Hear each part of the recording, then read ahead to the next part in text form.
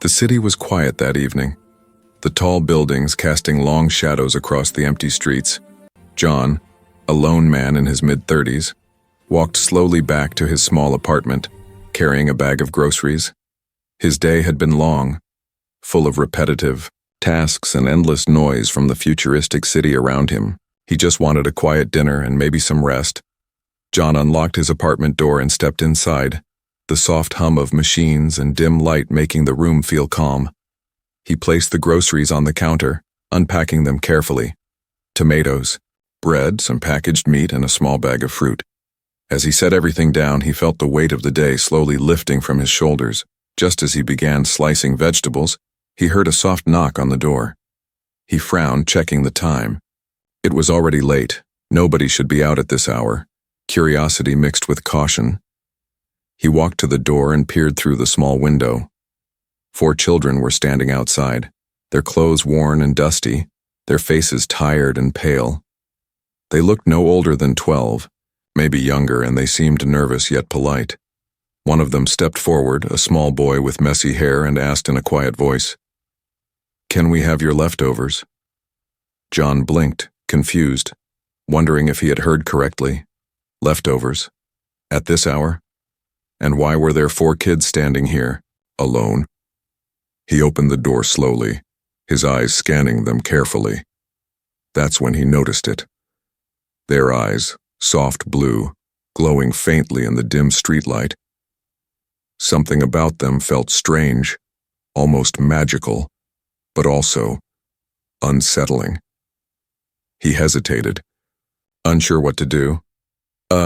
You want my food?" he asked, trying to sound calm. The boy nodded, clutching his small hands together, and the other 3 children looked at John with quiet hope. Their glowing blue eyes seemed to shine brighter as they waited. John swallowed hard, a shiver running down his spine. Finally, he stepped aside. "Come in quickly," he said, motioning them inside. The children entered silently, careful not to touch anything, their eyes still glowing softly. John closed the door behind them.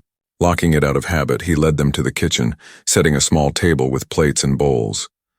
The children sat down politely, their movements precise and careful.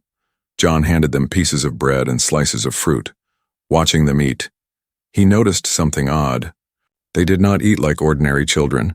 Their movements were almost too perfect, almost synchronized, and the food seemed to disappear faster than it should. John tried to speak, but his words caught in his throat.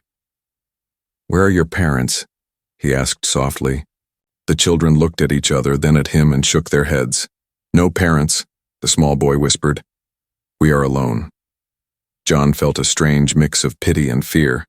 Alone children were one thing, but these children, their eyes, their silence, something about them was not normal. He took a deep breath, trying to calm himself. Maybe he was just tired, imagining things. Maybe it was just the light in the room making their eyes look strange. He poured some water into glasses for them, and as he did, he noticed another strange detail. Their shadows on the walls moved slightly differently than normal, like they were lighter, almost floating. He blinked, rubbed his eyes, and looked again. Yes, it was real. Their shadows didn't match perfectly with their movements. "Do you live around here?" he asked cautiously, trying to start a normal conversation. The boy shook his head. "No," he whispered, his voice soft but firm. "We wander." John's heart raced, his mind spinning with questions. Who were these children? Why did their eyes glow blue? And why did they come to him, an ordinary man, for food? There was fear, yes, but also a strange pull, a curiosity that he could not ignore. The children finished the food quietly, and John noticed that even though the plates seemed empty, they didn't appear full like normal. It was almost as if the food had vanished into thin air. He felt a chill run down his spine, his instincts telling him that something extraordinary was happening. Finally, the boy spoke again. "Thank you," he said, his voice calm and soft, yet carrying a strange weight. "We are grateful." The other children nodded silently, their blue eyes glowing faintly in the dim kitchen light.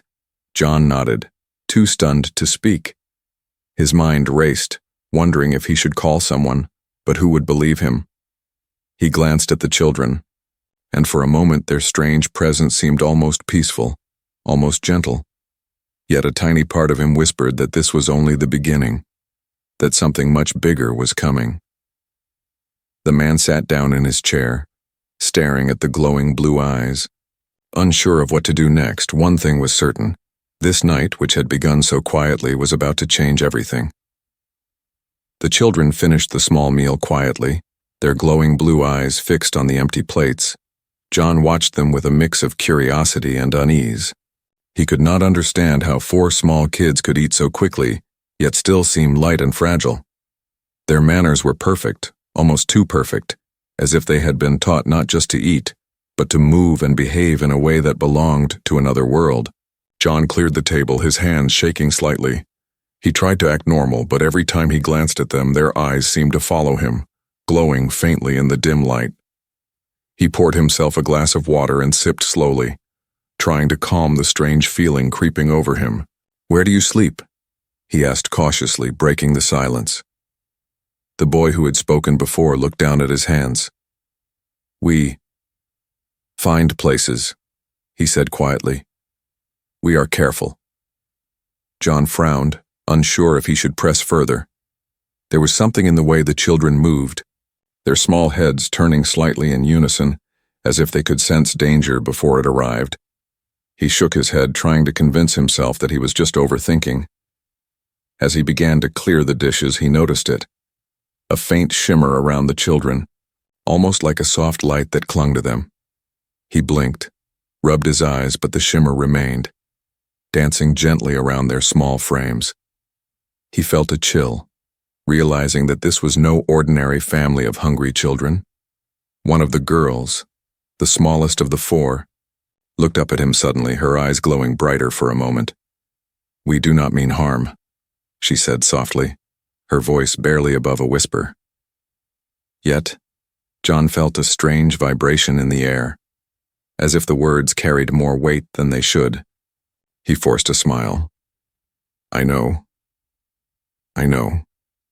he said slowly. "I'm just trying to understand." The children nodded slightly, their faces calm, but their eyes betrayed something deeper, something old and wise that no child should possess. After a few moments, John decided to step outside for a breath of air, the city night cool against his skin. He glanced back at the children, who were sitting quietly in the kitchen, their plates empty, and felt a strange connection, as if they were waiting for something beyond food. Suddenly a sound came from the street, faint but sharp. A low hum, like electricity mixed with whispers. John froze, glancing around. But the street was empty. His heart pounded as the children remained still, their eyes glowing, alert as if they had heard it too. The boy stood suddenly, moving toward the window. "They are near," he said, his voice calm, yet carrying urgency. John turned to him, alarm rising. "Who? What are you talking about?" he asked, but the boy did not answer, only pointed toward the dark streets outside. John's imagination ran wild, thinking of robbers or maybe some kind of trouble in the city. But the children's eyes, glowing faint blue, gave him a strange sense of trust. He knew they were telling the truth about something, even if he could not understand it yet. He stepped closer, lowering his voice. "Listen, I don't know what's happening, but you can stay here, safe for now." The children nodded quietly, and the girl reached out her hand, small and delicate, brushing his arm lightly as if thanking him. John felt a strange warmth spread through him, mixed with fear. Something about these children was not human, but at the same time, he felt a deep sense of responsibility. They were small, alone, and yet powerful in a way he could not explain. Hours passed quietly, the city silent outside. The children whispered to each other in soft tones he could not understand, yet somehow he felt the meaning. Their blue eyes shimmered as if reflecting an unseen world, and John realized that they had secrets far bigger than his imagination could hold. Finally, the smallest girl stood, her glowing eyes meeting John's. Tomorrow, you will see, she said softly, then sat back down, her fingers intertwined, her gaze steady. John swallowed hard, unsure what to expect. The words hung in the air, mysterious and heavy, hinting that the ordinary night he had imagined was already gone, replaced by something extraordinary. He sat back in his chair, staring at the glowing blue eyes, wondering who these children really were and what they wanted from him.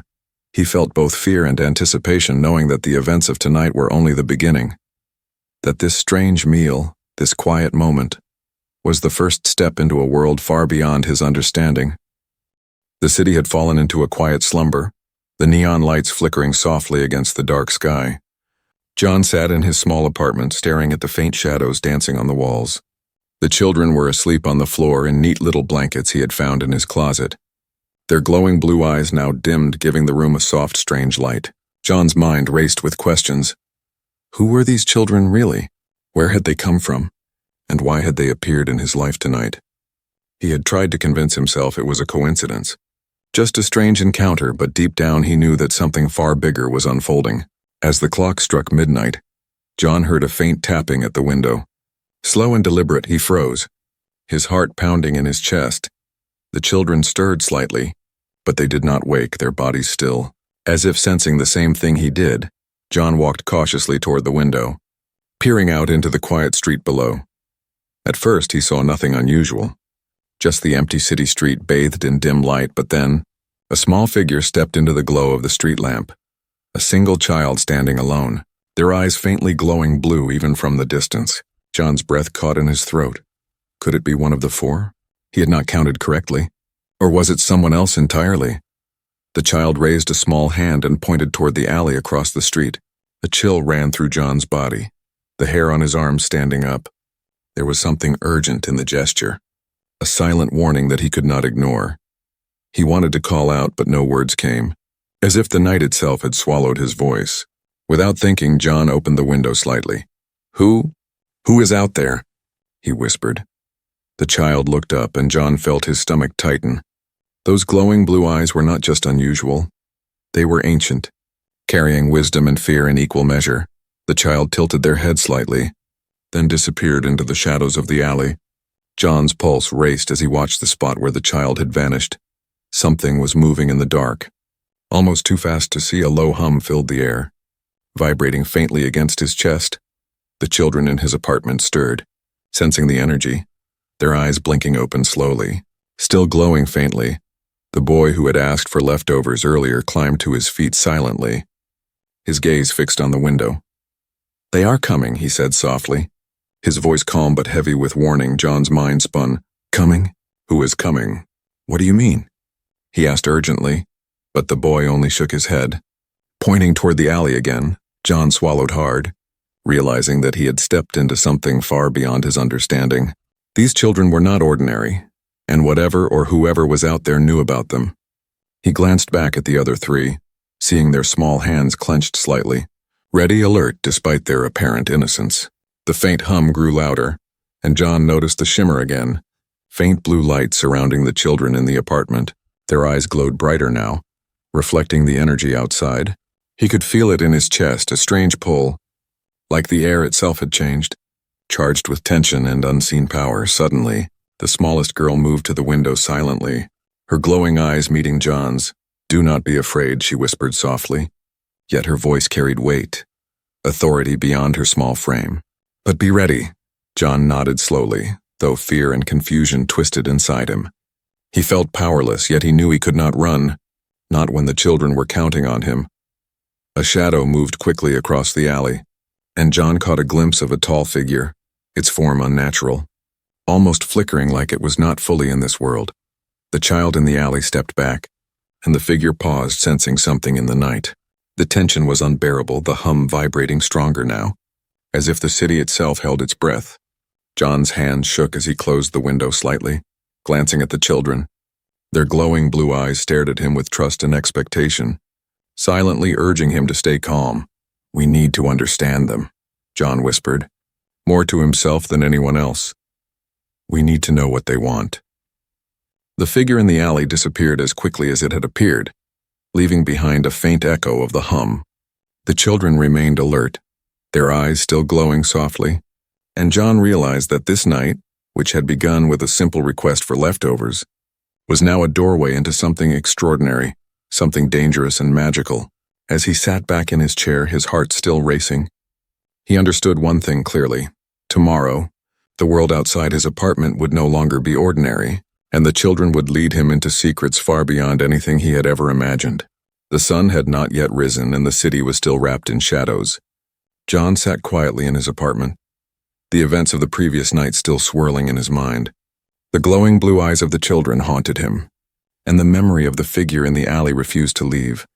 He felt a strange pull and urgency, as if the night itself was calling him to understand. The children stirred one by one, their small bodies moving with the quiet grace of something not entirely human. The boy who had first asked for leftovers spoke softly. "We need to show you." John's heart jumped. "Show me? Show me what?" he asked.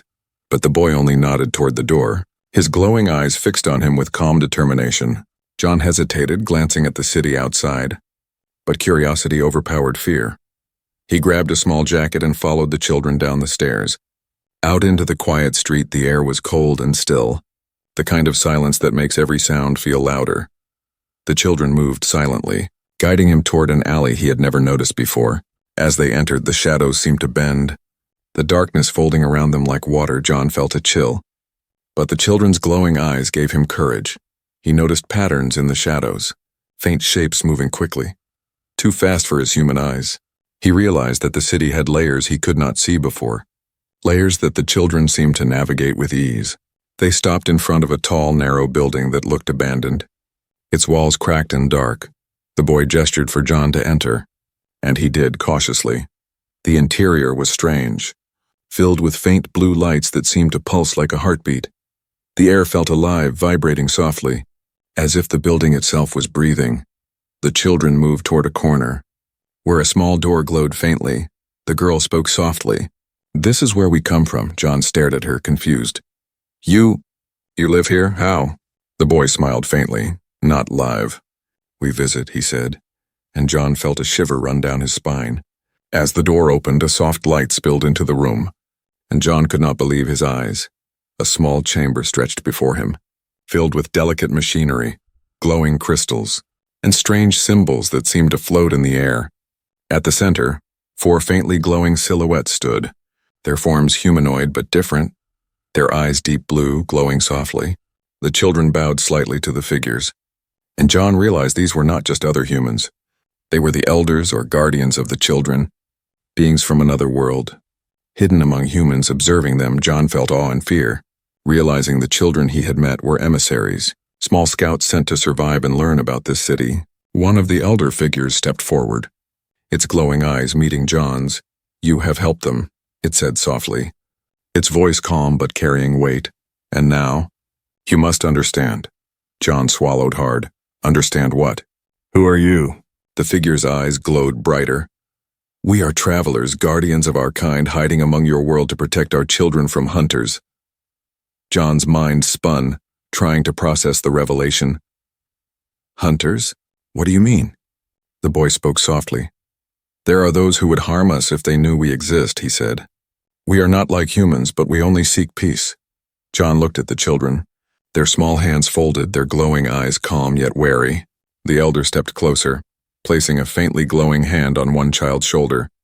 "These children are emissaries sent to learn, to survive, and to bring hope." John felt a lump in his throat, understanding that the children's request for leftovers was only the beginning, a test of trust, of human kindness. "You have shown them that humans can be allies," the elder continued. "But danger is near, and you must be careful." John nodded slowly, still overwhelmed by the reality. His apartment, his quiet life, everything he had known, had shifted into a world far beyond his imagination. The children turned to him, their eyes glowing softly. "We trust you," the girl said, and John felt a weight in his chest, a mixture of pride and responsibility. He realized he was no longer just a man in a city. He had become a protector, a guardian in a hidden war, one that existed quietly among humans. As he looked at the glowing forms around him, John felt a strange sense of calm and yet tension.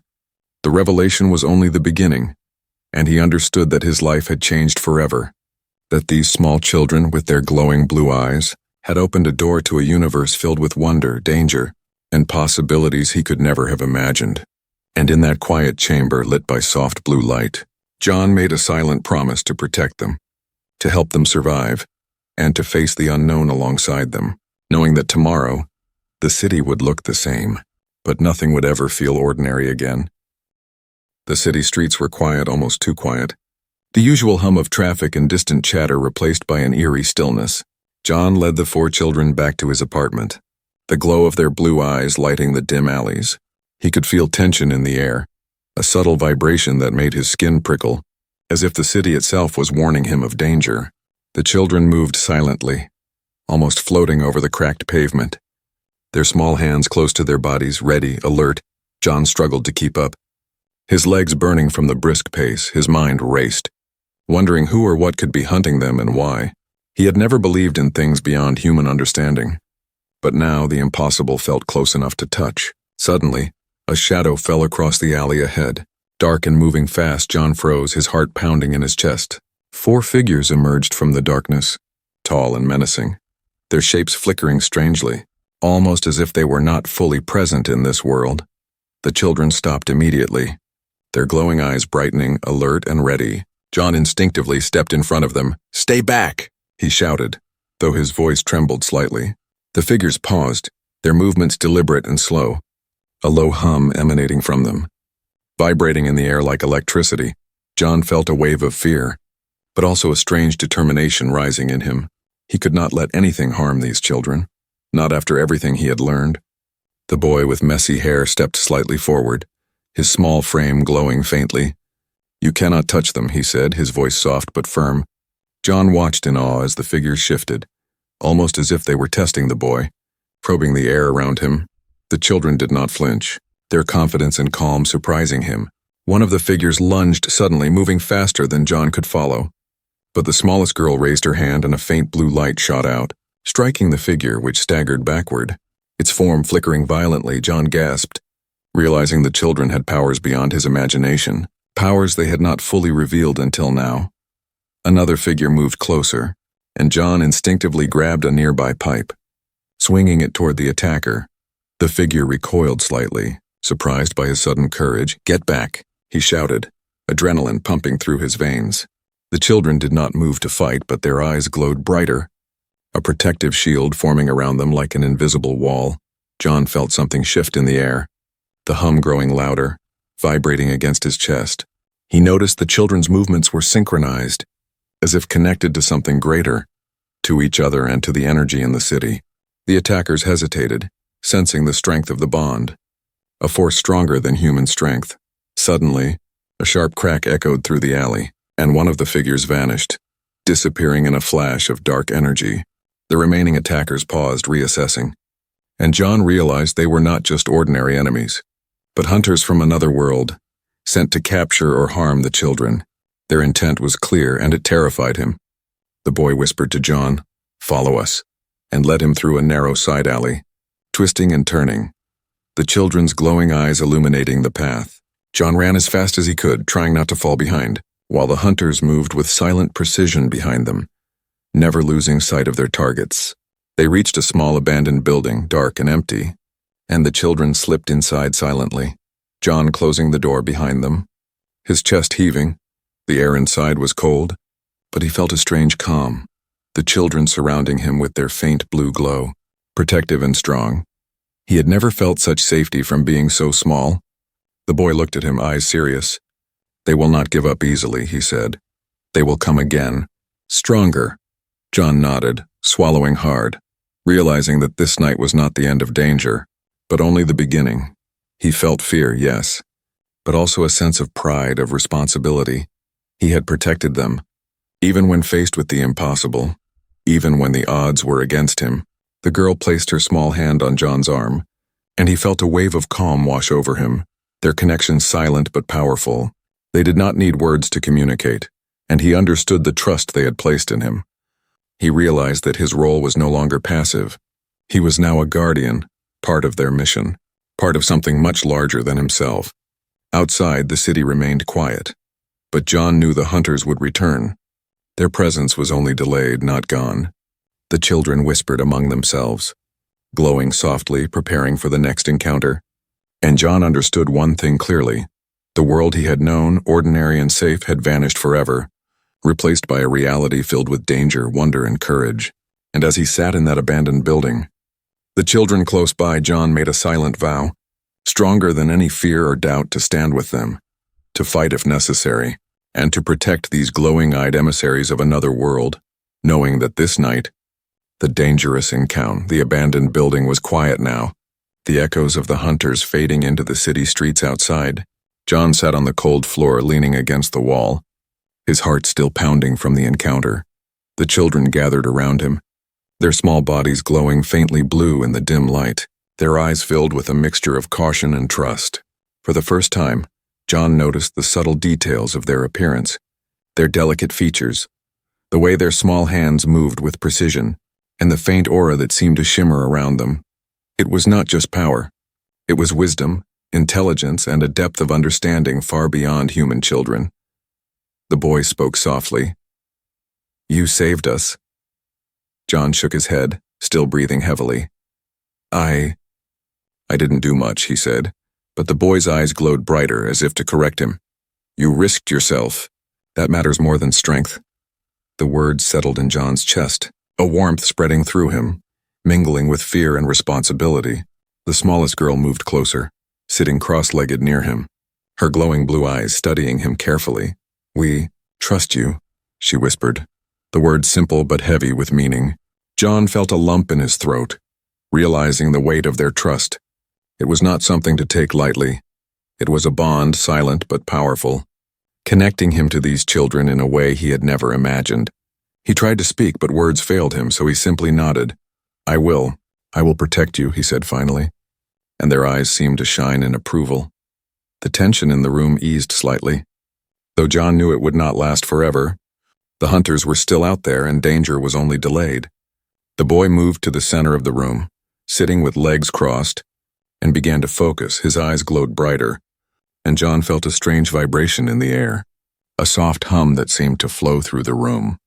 The children were communicating in ways John could not understand, not with words but with thought, emotion, and energy. He watched in awe as the girl reached out her hand toward him, not touching, but somehow sending a message directly into his mind. "Do not be afraid, we are with you," John gasped, realizing that the children were telepathic, able to communicate silently and clearly, sharing feelings and thoughts without speaking. A deep sense of connection formed between them, John feeling their trust, their need for protection, and their hope, while they felt his courage, his determination, and his willingness to stand with them. It was a bond forged in danger and shared purpose, stronger than anything he had ever known. The boy finally spoke aloud. "We must prepare." John looked at him, confused. "Prepare? For what?" The boy's eyes glowed intensely. "They will return, stronger. We must be ready. And you must understand more about us." John nodded slowly, determination filling him. "I will do whatever I can," he said, and the boy smiled faintly, a small but genuine gesture. The children began to teach him small things, subtle lessons about their abilities, the energy that flowed around them, and the ways they could protect themselves. John tried to absorb every detail, every gesture, knowing that his ordinary knowledge of the world was no longer enough. He felt like a student in a class far beyond human understanding. As hours passed, the bond grew stronger, not just between John and the children, but among the children themselves. Their eyes glowed softly, reflecting trust and teamwork. Their telepathic communication was almost musical, subtle pulses of light and thought that John could barely comprehend but could feel deep in his chest. He realized that their trust was not given lightly. It was earned, and he had earned it by standing with them when the hunters appeared, by offering safety, by caring. John felt a quiet pride mixed with humility, understanding that he was part of something greater now, something that would test him, challenge him, and change him forever. The smallest girl reached out again, placing her hand gently on his arm, and John felt a surge of calm and focus, the kind that comes when someone believes in you completely.